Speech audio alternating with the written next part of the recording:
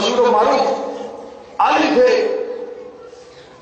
سنی تحریک کے بہت بڑے عالم تھے، وہ شیعہ ہو گئے۔ کہا کیوں؟ کہا روز عاشورہ وہ قرآن پڑھ رہے تھے۔ دیکھیے، اگر کسی کو شیعہ ہونا ہے تو کسی لمبی چوڑی دلیل کی ضرورت نہیں ہے، بس اس کے ذہن میں حقانیت اتر گئی، وہ شیعہ ہو گیا۔ نہیں، ایسا نہیں سننا ہے، عجیب جملہ ہے۔ کہ علامہ ضیاء اللہ روز عاشورہ قرآن پڑھ رہے تھے، قرآن پڑھتے پڑھتے حق ذہن میں آ گیا۔ بھائی دیکھیے، سچا عاشق حسین وہی ہے کہ جو حق کو قبول کر لے، لیکن حق قبول کیسے ہوگا؟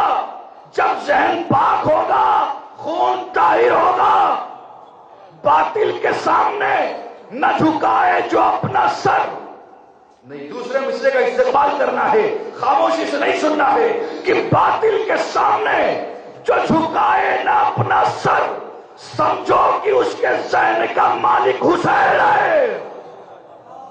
باطل کے سامنے جو جھکائے نہ اپنا سر، سمجھو کہ اس کے ذہن کا مالک حسین ہے۔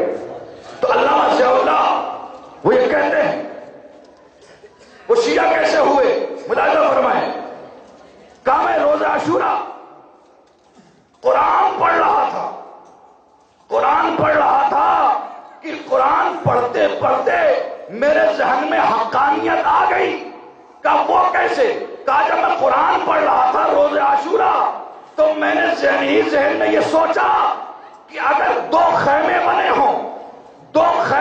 ہوں، ایک میں یزید بیٹھا ہو، ایک میں حسین بیٹھے ہو، سامنے سے رسول کا گزر ہو، نہیں خاموشی سے نہیں، ایک طرف یزید خیمے میں بیٹھا ہو، ایک طرف حسین بیٹھے ہو، سامنے سے رسول آئے تو رسول کس خیمے میں جائیں گے؟ بھائی میرا جملہ نہیں ہے، علامہ ضیاء اللہ کا ہے۔ شیعہ ہوئے کس بات پہ ہوئے؟ ملاحظہ فرمائیں۔ کہ دو خیمے بنے ہو، ایک میں یزید بیٹھا ہو، ایک میں حسین بیٹھے ہو، اگر رسول کا گزر ہو تو رسول کس خیمے میں جائیں گے؟ علامہ ضیاء اللہ نے کہا، اپنے دماغی میں کہا کہ جب رسول حسین کے خیمے میں جائیں گے تو میں یزید کے خیمے میں کیوں بیٹھا؟ صلوات پڑھنے پر محمد وآل محمد۔ تو بزرگان محترم، یہ حسین کی حقانیت، یہ یزید،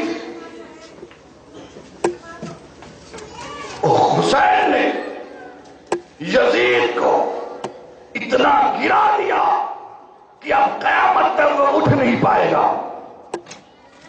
کربلا میں حسین نے یزید کو اتنا گرا دیا کہ اب قیامت تک کبھی یزید اپنا سر نہیں اٹھا سکتا۔ اس لیے کہ بھائی ہم سے یہ کہا جاتا ہے، دیکھیے بہت سے ٹاپک تھے میرے بولنے کے، لیکن میں نے یہ چاہا کہ چند منٹ عزاداری اور فرش عزا میں بول دیا جائے، اس کے بعد ربط مسائل دے دیا جائے۔ بس یہ 2 منٹ فضائل کا، اس کے بعد ربط مسائل دینا چاہتا ہوں۔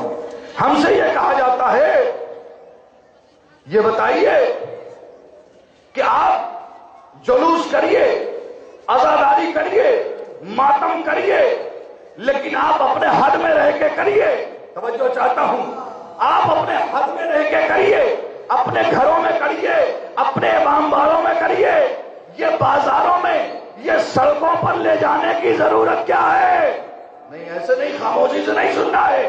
میں مثال دے رہا ہوں، بھائی ہمارے یو پی میں بہت سی پارٹیاں رہتی ہیں، بہت سی پارٹی ہے، جب وہ جیت جاتی ہے تو سڑکوں پر آ کے خوشی مناتی ہے کہ ہم جیت گئے، اور جو پارٹی ہار جاتی ہے وہ گھر میں بیٹھ جایا کرتی ہے، اس کو یہ جیت اچھی نہیں لگتی۔ توجہ چاہتا ہوں، اس کو یہ جیت اچھی نہیں لگتی کیونکہ وہ ہار گئی ہے اور وہ پارٹی جیت گئی ہے، وہ سڑکوں پر آ کر اپنی جیت کا اعلان کرتی ہے۔ تو بزرگان محترم، یہ جلوس اعزا بھی حسین کی جیت کا اعلان ہے، کہ جو کبھی سڑکوں پر جو کبھی گلیوں میں نظر آتا ہے ہم گھروں میں بیٹھ کر کبھی عزاداری نہیں کریں گے، اس لیے کہ اصول یہ ہے کہ جو جیتتا ہے وہ گلیوں میں سڑکوں پر آ کے اعلان کرتا ہے۔ صلوات پڑھنے پر محمد وآل محمد۔ تو بزرگان محترم، بہت بہت شکریہ حضرات کی توجہات کا کہ آپ نے مجھے بخوبی سنا۔ آج وہ قیامت کی تاریخ کہ جس میں دو معصوم کی شہادت، امام حسن، امام حسین، امام حسن اور رسول خدا کے جانے سے جناب فاطمہ زہرا یتیم ہو گئی، امام حسن کے جانے سے جناب قاسم یتیم ہو گئے۔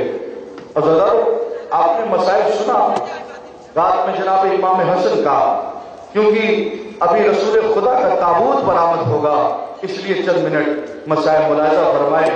عزیزانو، جناب بلال حبشی جو رسول کے مؤذن تھے، اذان دیتے تھے، لیکن جب رسول کی شہادت ہو گئی، دیکھا کہ اہل حرم پر ظلم کے ظلم بڑھتے جا رہے ہیں، ایک مرتبہ مدینہ چھوڑ دیا، کافی وقت گزر گیا، جناب بلال کی اذان کی آواز مدینے میں سنائی نہیں دے رہی ہے۔ ایک مرتبہ جناب فاطمہ زہرا نے خواہش ظاہر کی، کہا میں بلال کی آواز سننا چاہتی ہوں، میں جناب رسول خدا کے جو صحابی ہیں بلال، اس کی آواز سننا چاہتی ہوں۔ عزادارو، جناب بلال آئے، جناب بلال آنے کے بعد جناب فاطمہ زہرا سے کہتے ہیں، شہزادی میں نے رسول کی شہادت کے بعد اذان کہنا چھوڑ دیا تھا، لیکن آپ کا حکم گویا رسول کا حکم ہے تو اذان کہہ دیتا ہوں۔ عزادارو، جناب بلال نے اذان کہنا شروع کیا، اللہ اکبر، اللہ اکبر، اللہ اکبر، اللہ اکبر، اشہد ان لا الہ الا اللہ، اشہد ان لا الہ الا اللہ۔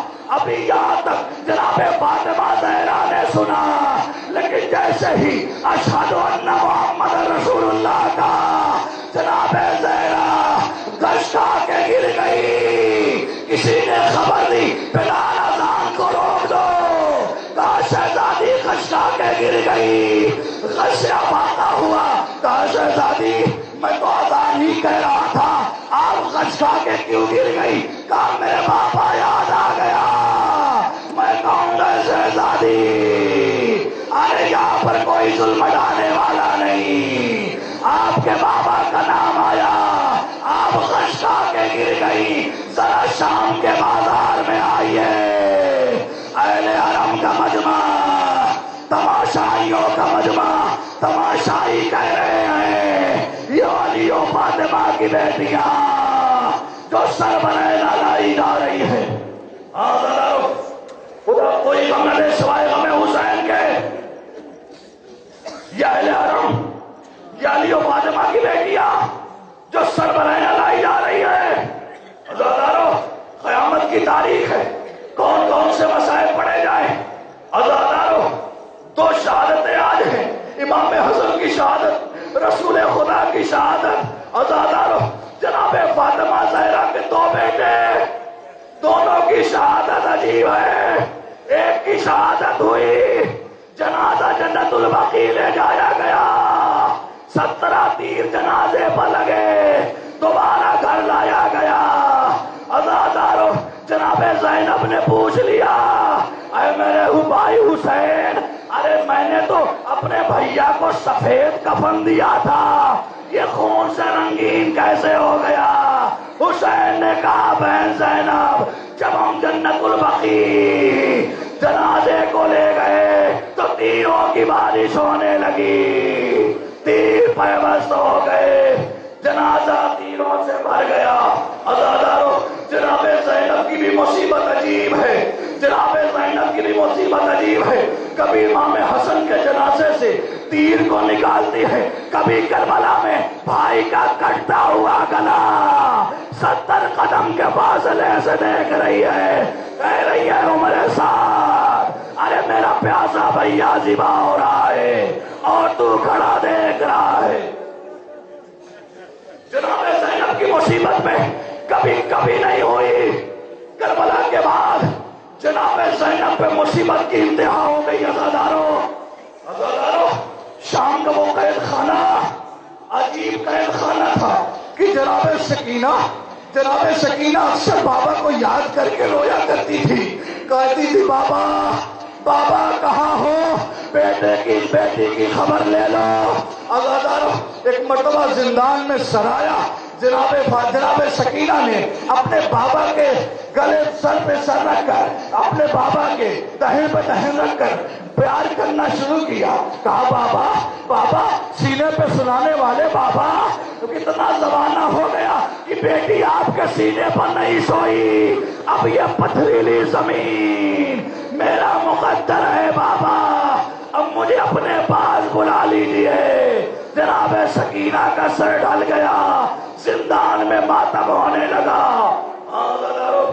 جناب سکینہ کی شہادت پوری نہیں پڑھنی ہے، بس 2 منٹ پڑھنا ہے۔ عزادارو جناب سکینہ کی شہادت زندان میں ہو گئی، زندان میں جناب سکینہ کی آنسو آپ روک نہ سکیے گا، زندان میں شہادت ہو گئی جناب سکینہ کی۔ عزادارو عجیب شہادت ہے، کوئی غسل دینے والا نہیں، کوئی کفن دینے والا نہیں، کوئی قبر میں اتارنے والا نہیں، کوئی قبر میں اتارنے والا نہیں۔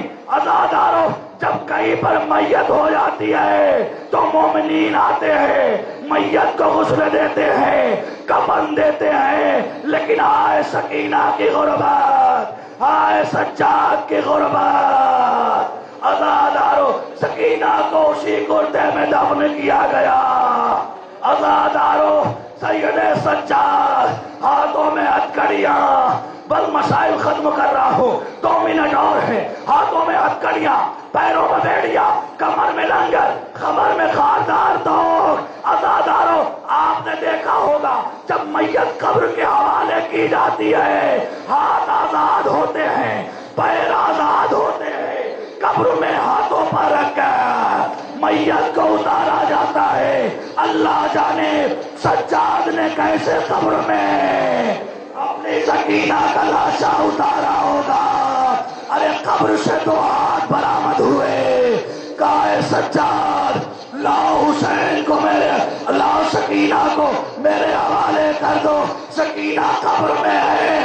عزادارو جب یہ لٹا ہوا قافلہ شام کے قید خانے سے رہا ہو کر قیامت کا جملہ سن لیجیے گا، پر تقریر ختم ہے، قیامت کا جملہ جب سکینہ کی قبر چھوڑ کر اہل حرم کربلا کی طرف جانے لگے تو ایک مرتبہ زینب نے خدا حافظ کہا، رباب نے خدا حافظ کہا، لیلا نے خدا حافظ کہا، قبر سے ایک آواز آئی، اے بوبی زینب ارے مدینے جا کر میری بہن سغرا کو سلام کہہ دینا۔ اے سکینہ بڑا ارمان تھا کہ سغرا سے ملاقات ہو، سغرا سے ملاقات ہو۔